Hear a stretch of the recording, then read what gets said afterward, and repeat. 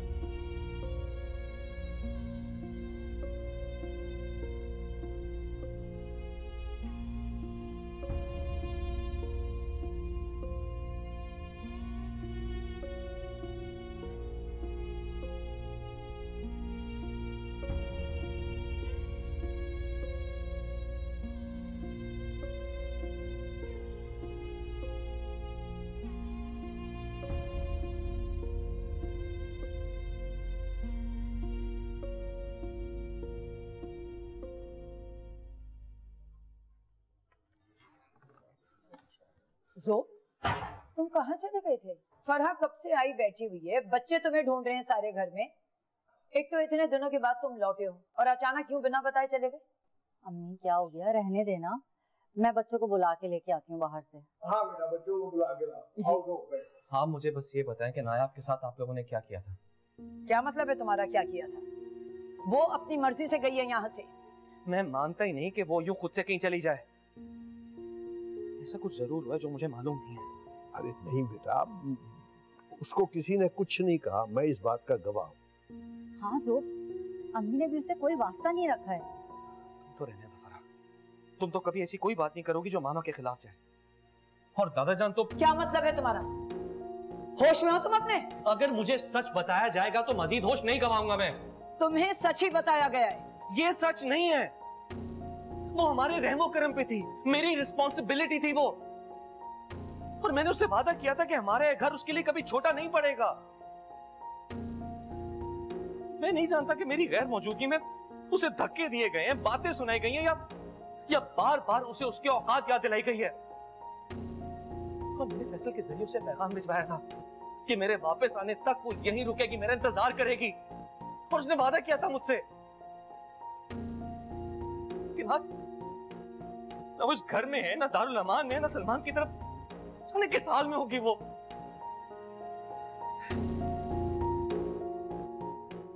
और क्या मांगा था मैंने आप लोगों से इसके सिवा कि उसे यहाँ मेरे वापस आने तक रोक के रखे?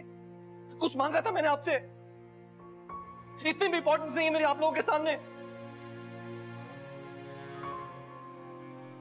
मैंने आप लोगों से कहा था कि अगर मेरे वापस आने तक नायाब यहाँ ना रही तो आप लोग मुझे गवा देंगे।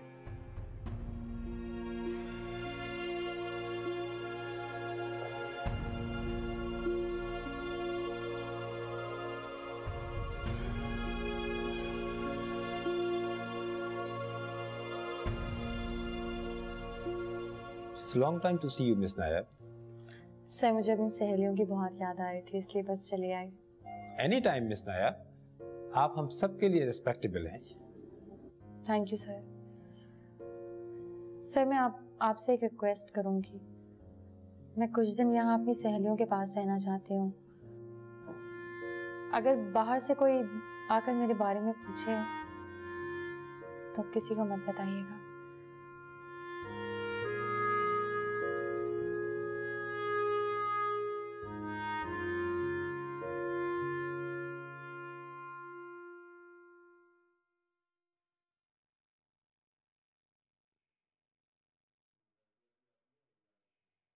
अम्मी कहाँ जा रही है? अरे बहू कहाँ जा रही? बताने जा रही हूँ उसको कि क्या इम्पोर्टेंस है उसकी इस घर में। नहीं बहू, ऐसा ना करो, ये तरीका नहीं बात करने का। बाबा, उससे बात करने का यही तरीका है।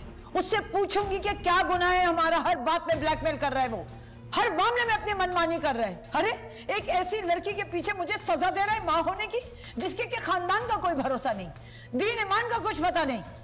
कह रहे हैं कि अगर वो नहीं मिली तो ये घर छोड़ के चला जाएगा, हम उसे खो बैठेंगे। क्या कर रहा है फिर वो यहाँ बैठ के? चला जाइए घर छोड़ के, मुझे नहीं चाहिए ऐसी गुमराह औलाद। बेटा संभालो खुद को, संभालो। बैठ बैठ, आओ बेटे, बैठ बैठ बैठ। नहीं पापा, मैं मुझे जाने दे। नहीं बेटा नहीं, संभालो अपने आप को, संभालो। मनमानी कर रहे हैं अपनी हर बात में। बस बस बस।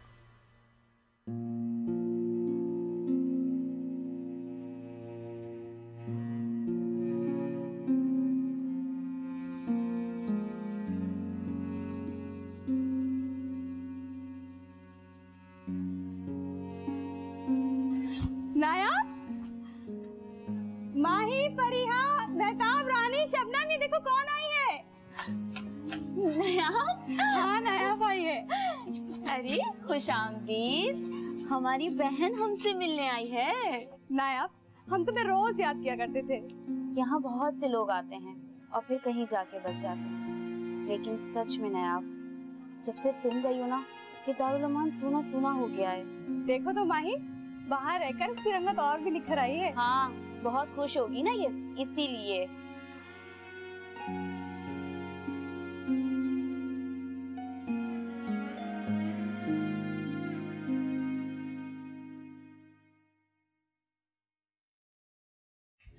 अम्मी, दादाजान, जोब घर छोड़ के जा रहा है, उसने अपना सारा सामान पैक कर लिया, प्लीज उसे रोक ले।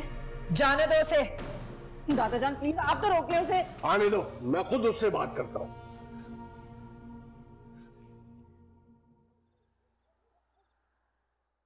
ये क्या कह रही हो तुम?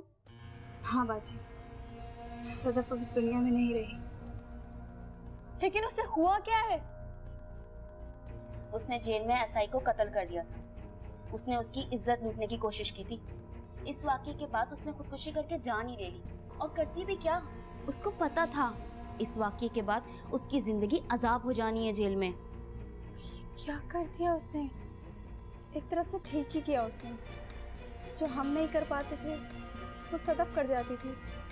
पहले फरहाद, फिर दारुल अमान का निगरान, फिर एसआई, 2-3 दरिंदे तो साथ लेकर गई ना।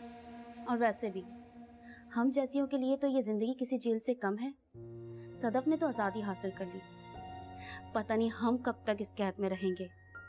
बस अल्लाह ताला सदफ को जन्नत में जगह दे। आमीन।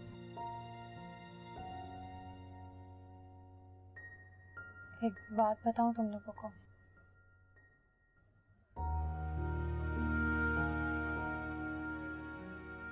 मुझे मेरा सुहाबुद्दीन मिल गया है। क्या? मुबारक हो बीबी, ये तो कोई मुआवजा ही हुआ। कहाँ है वो?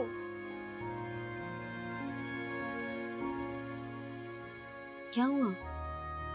इतनी खुशी की खबर इतनी परेशानी में क्यों सुना रही हूँ? सब ठीक तो है ना?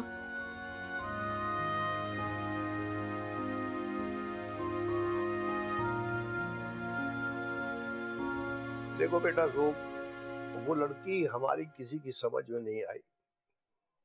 उसके कौल और फेल में तजाद है। पता नहीं वो खुद को धोखा दे रही है या हमें धोखा दे रही है। भाई उसका शौहर उसे छोड़कर भाग गया, उस लड़की में कोई ना कोई खामी जरूर होगी।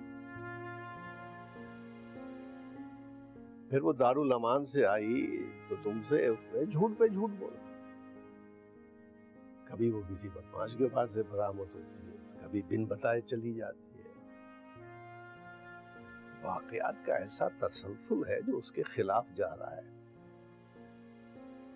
और इन्हीं वाकयात को देखते हुए हम इस नतीजे पर पहुंचे कि देखो हम किसी के दुश्मन तो है नहीं। हाँ? देखो ज़ोब, दादाजान बिल्कुल ठीक कह रहे हैं। पहले मैं भी नायाब को ऐसा नहीं समझती थी, लेकिन अब वो एक ऐसी मिस्ट्री हो गई है जिसे सॉल्व करना बहुत नामुमकिन सा हो गया। और फिर मैंने तो कुछ भी ऐसा नहीं कहा था कि वो यूं घर छोड़कर चली जाती।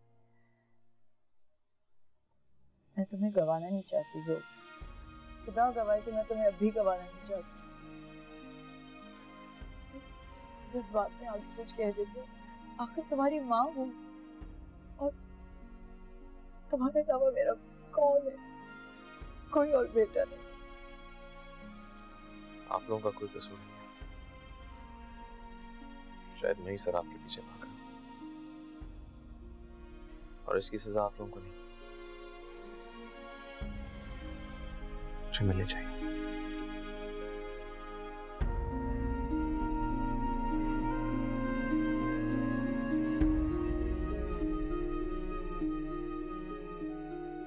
मेरे ख्याल से अम्मी ज़ोब को शायद एहसास हो रहा है इस बात का।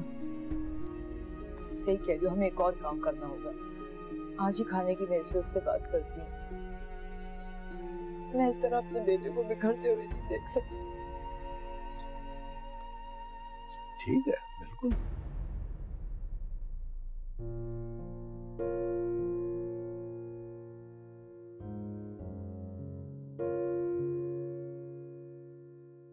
चल बीबी जी, खाने का वक्त हो गया है, बिस्मिल्लाह कर दे। यहाँ क्यों ले आई? मैं खुद आके खा लेती हूँ। अरे बीबी जी, वहाँ बहुत रश होता है ना, यहाँ तुझसे कुछ बातें करने का मौका भी मिल जाएगा और हम आज यहीं खाना खाएंगे।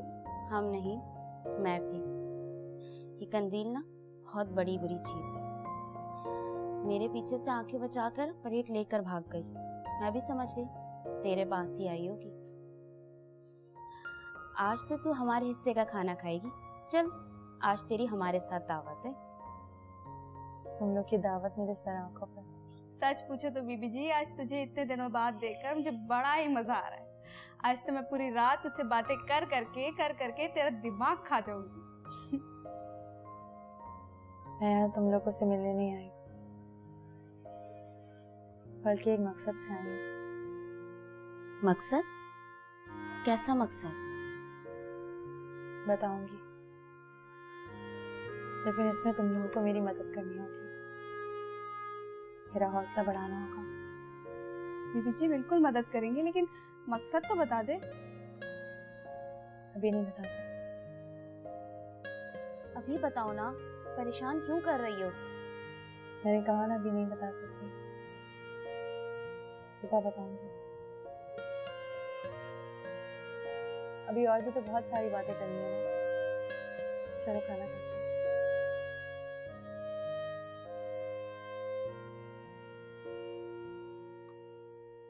जब एक बात का जवाब चाहिए।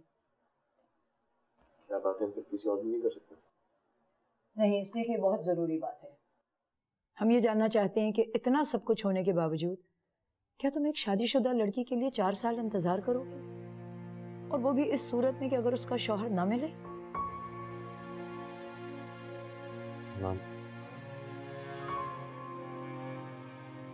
मैं इस वक्त कुछ कहने की पोजीशन में नहीं हूँ। हम जानते हैं बेटा, हम जानते हैं तुम्हारे जख्म अभी ताजा है, हम उन्हें कुरेदना नहीं चाहते। देखो ज़ोब, अम्मी और दादा जान चाहते हैं कि तुम्हारी शादी हो जाए। इस सिलसिले में हम तुम्हारे लिए कोई अच्छा सा रिश्ता देखना चाह रहे हैं, अगर तुम हाँ करो तो। अभी मेरी शादी का जिक्र दोबारा कहाँ से आ गया? इसलिए कि शादी तुम्हारे जख्मों का मरहम है। शादी से तुम्हारे जख्म भर जाएंगे, और बेटा नए रिश्ते पुराने रिश्तों के घाव को भर देते हैं। हम तुम्हारा दिल दुखाना नहीं चाहते, बस हमें तुम्हारी रजामंदी चाहिए। दरअसल हम सब तुम्हारे लिए बहुत फिक्रमंद हैं। दादाजान प्लीज, इस वक्त मैं कोई भी फैसला करने की पोजीशन में नहीं हूँ, मुझे वक्त चाहिए। Excuse me.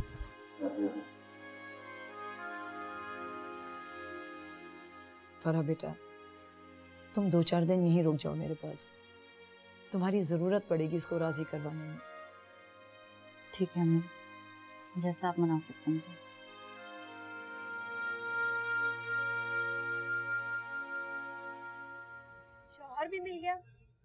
के बच्चे की माँ भी बन गई। न शौहर को पता और न इसके घर वालों को। ये क्या कर रही है बीबी जी? मुझे खुद नहीं समझ आ रहा मैं क्या करूं। लेकिन तुझे ऐसे बगैर बताए घर से नहीं निकलना चाहिए था। कम से कम बताती तो। मैं इस हाल में वहाँ कैसे रह सकती थी? जैसे भी रह पाती वही रहती। ज़ुहाबुद्दीन ने आपके लिए पैगाम पहुंचाया था कि उसके आने तक घर से मत निकलना। नहीं, उन्हें आने में 10-15 दिन हैं और न जाने कितना वक्त लगेगा उन्हें। एक नन्हा सा वजूद जो मेरे अंदर पल रहा है, मैं उसे नहीं छुपा पाऊंगी। ज़ुहाबुद्दीन की माँ की नजर हर वक्त मेरे ऊपर रहती है। मैं पहले ही एक दफा उनकी नजरों में गिर चुकी हूँ, अब नहीं गिरना चाहती। लेकिन बताना था ना, अब ज़ुहाबुद्दीन की माँ को मौका मिल जाएगा। ज़ुहाबुद्दीन के आने के बाद तेरे खिलाफ कान भरेगी।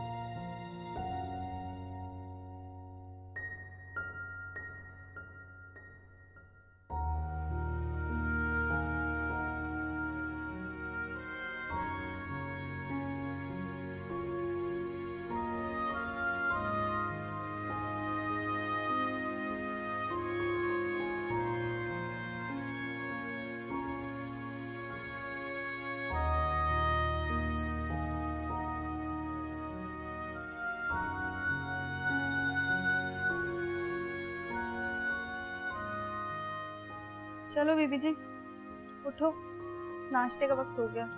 तुम्हें पता है आजकल लेडी डॉक्टर किस टाइम पर आती है?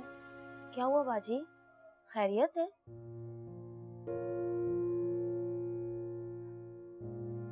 हाँ,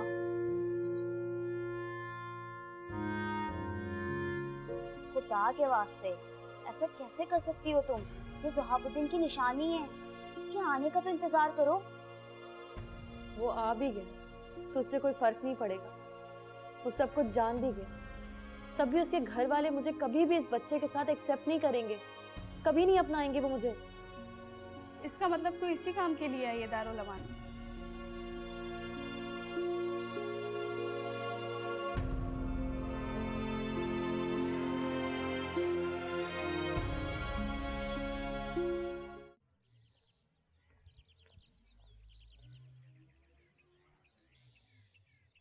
अस्सलाम वालेकुम। वालेकुम अस्सलाम।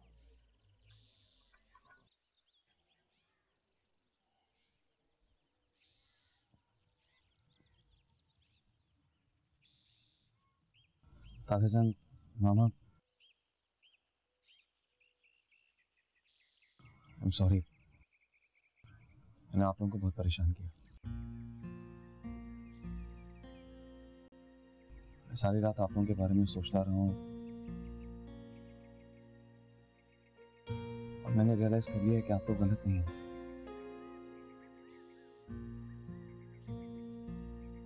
जहाँ चाहेंगे मैं शादी के लिए तैयार हूँ।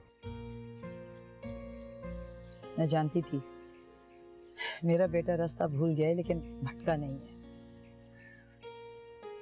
ज़ोब, तुम्हें नहीं पता कि तुमने शादी के लिए राजी होकर हमें कितनी बड़ी खुशी दी है।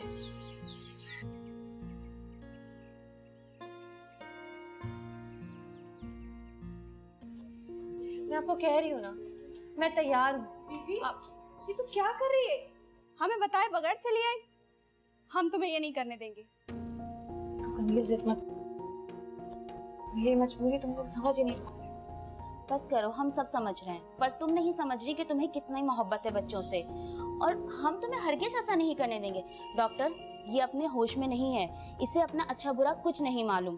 बस बाजी, बहुत हो गया, चलो यहाँ से, चलो चलो यहाँ से।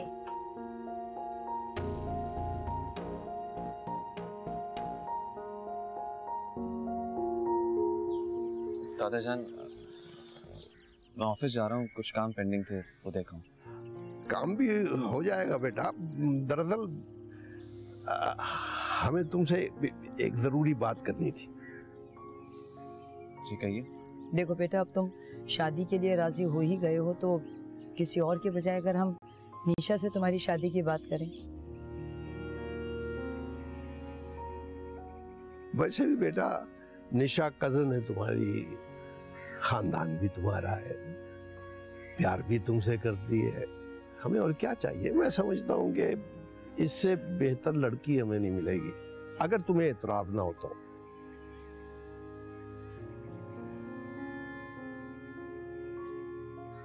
कोई भी लड़की हो मुझे फर्क नहीं पड़ता, आप लोगों को जो बेहतर लगे वो करते हैं। एक्सक्यूज मी, मुझे ऑफिस है। खुदा हाफिज़। खुदा हाफिज़। ये तो बहुत अच्छा हो गया।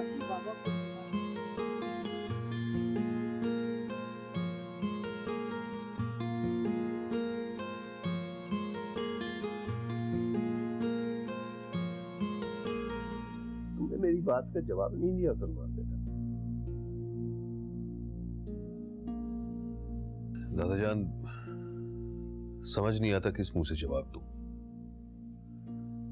हम सब जानते हैं कि निशा 2 बार इस मरहले से गुजर के बहुत बुरी तरह हर्ट हो चुकी है, और अब हम फिर से उसके साथ यही करना चाह रहे हैं।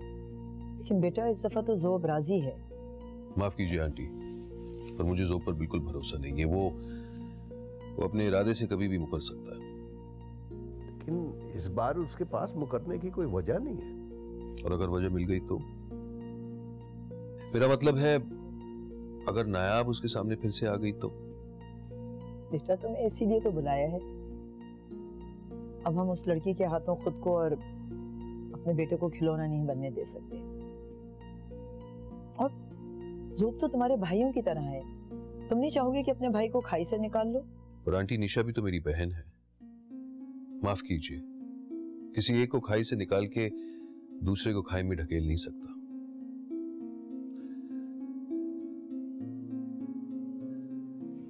अब निशा का फैसला मेरे हाथों में नहीं है, बस अम्मी फैसला करेगी। मैं जानता हूँ तुम्हारी अम्मी को बहुत धचका लगा इस बात से। मैंने फोन पर उनसे माजरत की थी, बहुत दिल बर्दाश्त थी वो। मैंने सोचा इस सिलसिले में तुमसे बात की जाए, मगर अब लगता है जैसे कि तुम्हारी अम्मी से ही बात करना होगी। दादाजान बिल्कुल ठीक कह रहे हैं सलमान।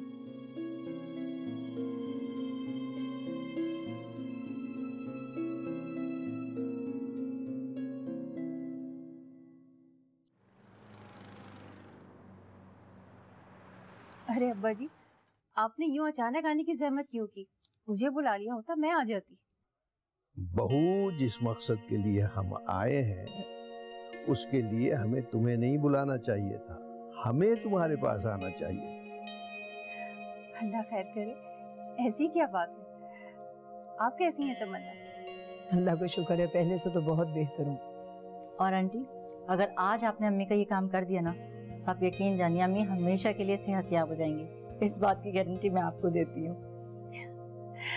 बहुत पहलियां बुझानी आ गई फरा तुम्हें। देखते हैं हमसे क्या उम्मीदें लगाई जा रही हैं और हम किसी मर्ज की दवा हैं भी या नहीं।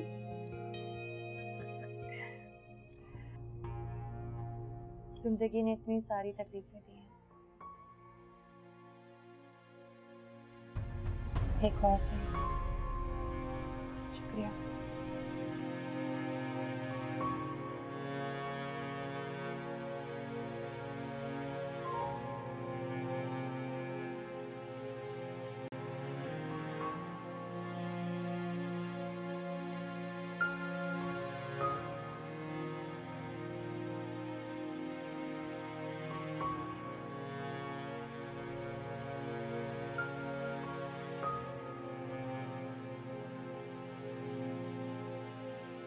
करें अब्बा जान, ये एक ही घर की बात है, आपको जो बेहतर लगे। फिर भी बहू, निशा तुम्हारी बेटी है और उसके बारे में फैसला करना तुम्हारा हक है।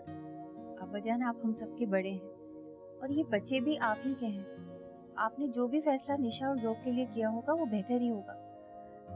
बीच में निशा को जो दुख पहुंचा है उससे मुझे भी बहुत तकलीफ हुई थी, लेकिन आज आप खुद चलकर आ गए हैं तो सारे गिले शिकवे भी दूर हो गए।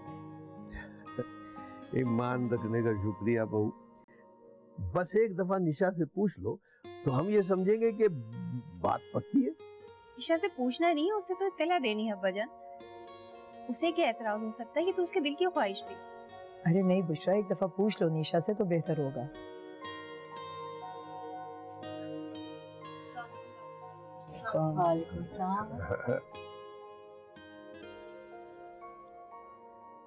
मामा दिल था लेकिन अब नहीं है। प्लीज आप इनसे कोई वादा मत करें।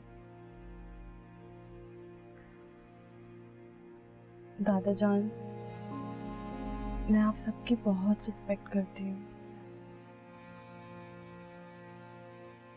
लेकिन अब ये मैटर मेरे लिए इम्पोर्टेंट नहीं है। ये क्या कह रही हो निशा? तुम तो हमेशा से यही चाहती थी, लेकिन अब मैंने ख्वाब देखना छोड़ दिया। बेटी, तुम्हें जो रंज पहुंचा है अब उसका इज़ाला होगा, हम तुमसे वादा करते हैं। अज़ाला कैसा दादा जान? जो रंज मुझे पहुंचा था वो मेरी अपनी वजह से पहुंचा था। इसमें मैं किसी को ब्लेम नहीं कर रही। भाई, आप कहते थे ना कि मैं पास्ट को भूल जाऊं, तो मैं पास्ट भूल चुकी हूँ। प्लीज आप इस डिस्कशन को वाइंड अप करवाएं। मैं इसका हिस्सा नहीं बनना चाहती। एक्सक्यूज निशा, मुझे तो यकीन नहीं आ रहा अब्बाजान, ये आजकल के बच्चे कैसे पल पल में अपना फैसला बदलते थे। मुझे अंदाजा था, इसलिए मैं हामी नहीं भरता था। बाबा अब क्या होगा? मैं समझता हूँ निशा अपनी जगह पर हक बजानी है। उसको जो दर्द है वो मैं समझता हूँ, लेकिन इस मसले का हल भी एक शख्स के पास है, वही हल कर सकता है इसे।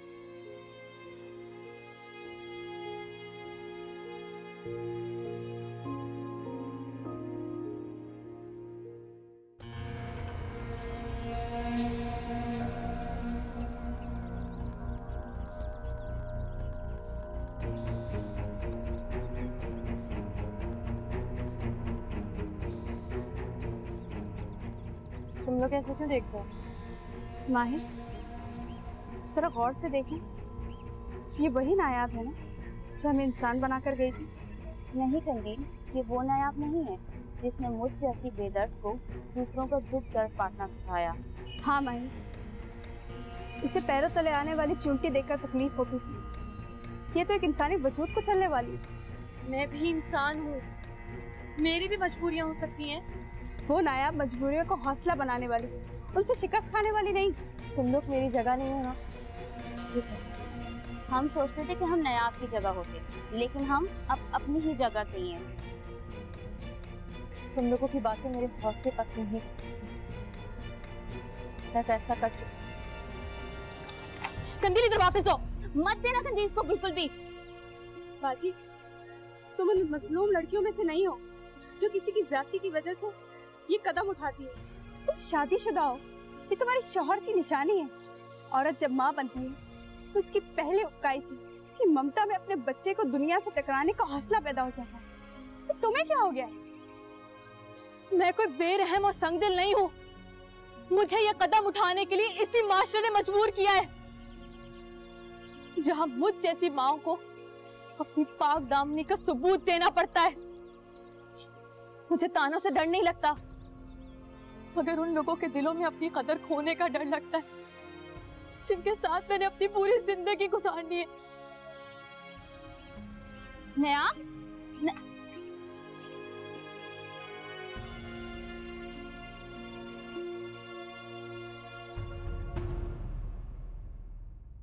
अस्सलाम वालेकुम।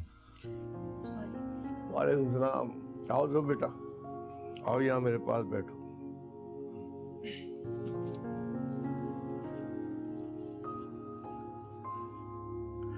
देखो बेटा, बात यह है कि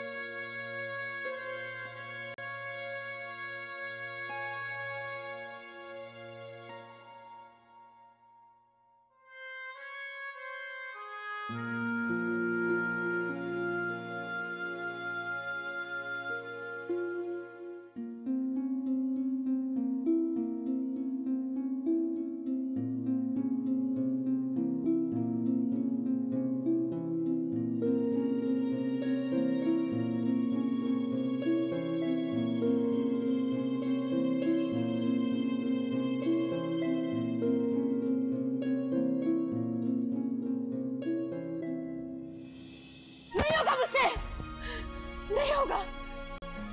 मैं अपने बच्चे को नहीं मान सकती। मैं अपने बच्चे को नहीं मान सकती। नहीं हो सकता मुझसे। क्या हुआ? क्या हो गया? नहीं मार सकती मैं अपने बच्चे को, नहीं मार सकती। बस करें दीदी, बस करें। इस तरह नहीं रोते, हौसला करें। इस तरह हिम्मत नहीं हारते।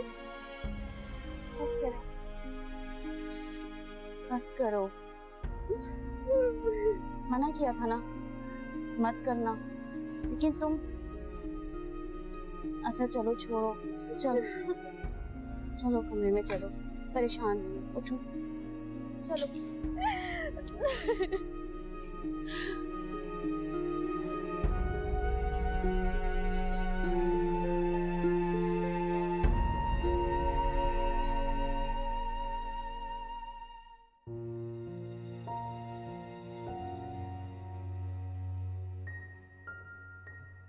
निशा,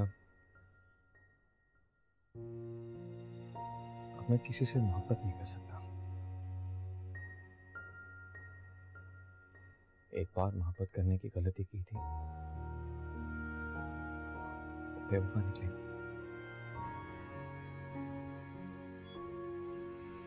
अब सिर्फ शादी करना चाहता हूँ, और जिससे भी करूंगा उसे एक मिसाली शौहर बनकर दिखाऊंगा।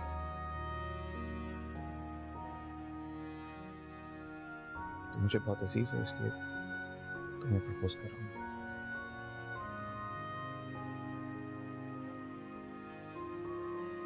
तुम्हें फैसले का पूरा इख्तियार है,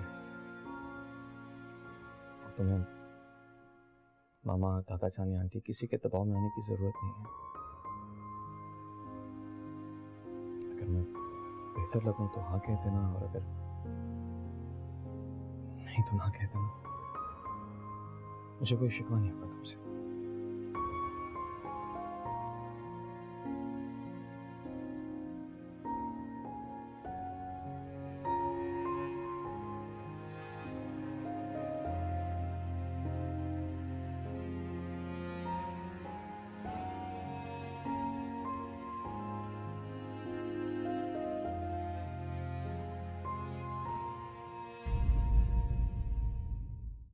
नैनों से नैनों का रिश्ता है बरसों का, ये है जियो